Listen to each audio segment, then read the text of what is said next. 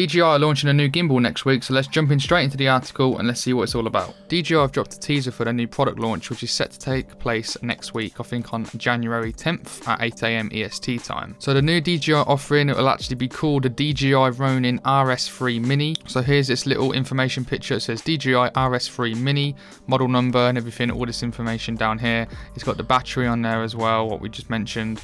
And it actually says the DJI RS3 Mini will likely offer a lower payload capacity, so it'll probably be perfect for like the APS-C cameras like the Canon R7 or the Canon R10 that don't actually weigh a lot, like the full frame cameras and the full frame lenses like the RF 50mm or the RF 85mm f1.2 or the 15 to 35 for example. They're probably not going to be able to fit on this because it is designed for smaller camera bodies and smaller lenses, so this is going to be perfect for people who don't have the budget for a really expensive gimbal like the DJI RS3 or the RS3 Pro, but would like a really good up-to-date one that can actually handle lower capacity, and obviously it will come at a lot cheaper price. And then they actually released a full video as well on their Twitter, so we can actually give this a little watch.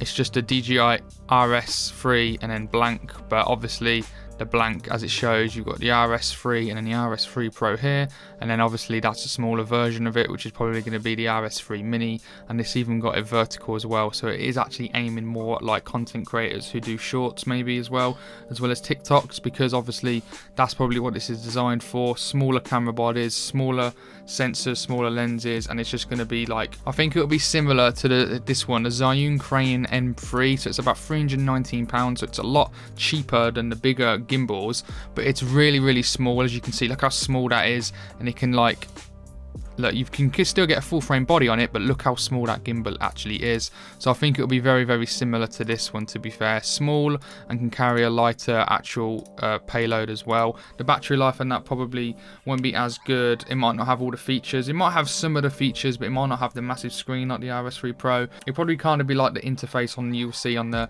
DJI RSC2 gimbal as well. Obviously there's a really small screen, you can't touch screen on it or anything, but with it being that cheaper price, smaller payload, I don't expect to have a full touchscreen on it to menus, just a little one like the RSC2. Overall, I think this gimbal will be very popular. I think it'll actually be one of the most popular gimbals out of the three, probably out of any gimbal to be fair, as long as it's really good still, and it can actually hold a fairly decent payload, just not a ridiculous amount like a 70 to 200 on there, which I'm pretty sure you can do on the RS3 Pro. It's really nice that they actually are releasing a more budgeted version of this gimbal to actually aim at lower creators. So what do you actually guys think of this new gimbal? Are you excited? Will you be picking one up?